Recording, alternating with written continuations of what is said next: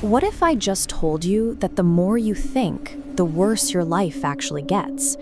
It is not because of a lack of intelligence. It happens because you are simply too aware. Right now, your brain is quietly running dozens of background simulations.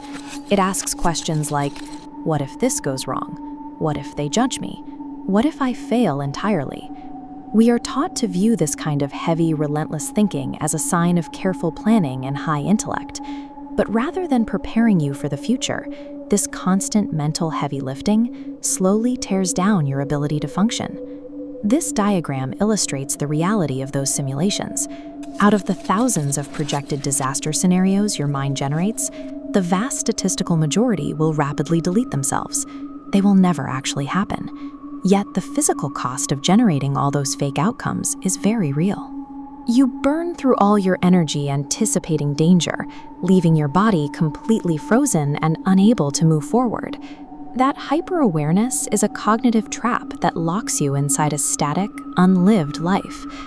Curious to understand why we do this to ourselves, we have to look at why overthinking actually feels so good.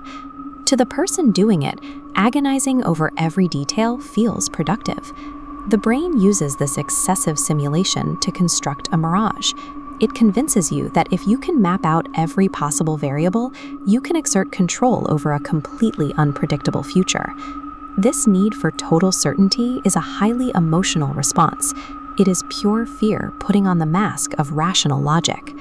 Look at this flowchart of the paralysis loop. Your mind simulates a threat. That simulation triggers an immediate anxiety spike. To soothe that anxiety, your brain demands control, which forces it right back into running more simulations. As this internal loop spins faster and faster, it consumes all of your available cognitive bandwidth. With your energy dedicated entirely to background processing, your brain has no resources left to initiate physical movement in the real world. This intense internal processing is an emotional defense mechanism hiding behind a spreadsheet. The reason your brain defaults to this loop is rooted in its original design. Your mind did not evolve to make you happy. It evolved strictly as a survival engine. Thousands of years ago, expecting the absolute worst-case scenario was a highly effective biological trait.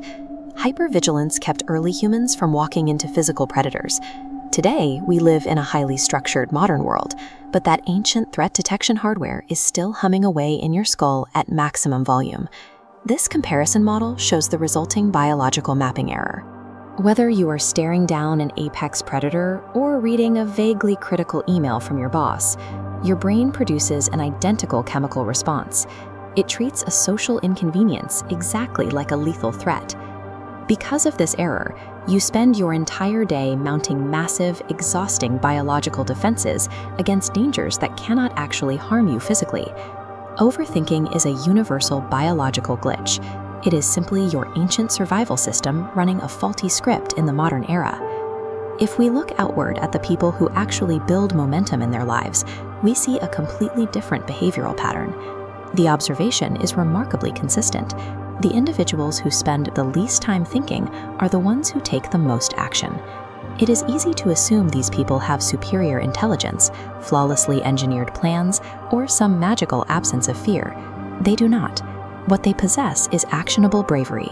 They have cultivated the specific ability to walk forward and make decisions while fully feeling the weight of their own doubt. They process risk as a permanent, unavoidable component of reality. Instead of sitting still and trying to simulate the risk down to zero, they accept it and step out the door. To make tangible progress in the real world, you have to trade the warm comfort of internal certainty for the cold friction of physical action.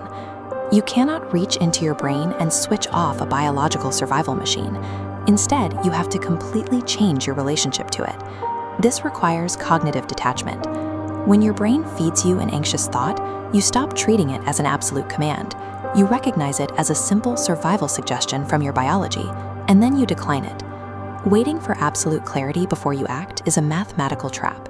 It is physically impossible to generate a perfect understanding of a situation using isolated thought alone. If you want momentum, there is a strict requirement. You must initiate physical action long before you ever feel emotionally ready for it. Fast forward to the end of a long life. The defining memories will be the risks you took. The deepest regret belongs to those who spent decades living safely inside their own heads, entirely missing the physical world. True living requires abandoning the sterile safety of those mental simulations. Stop thinking and start living.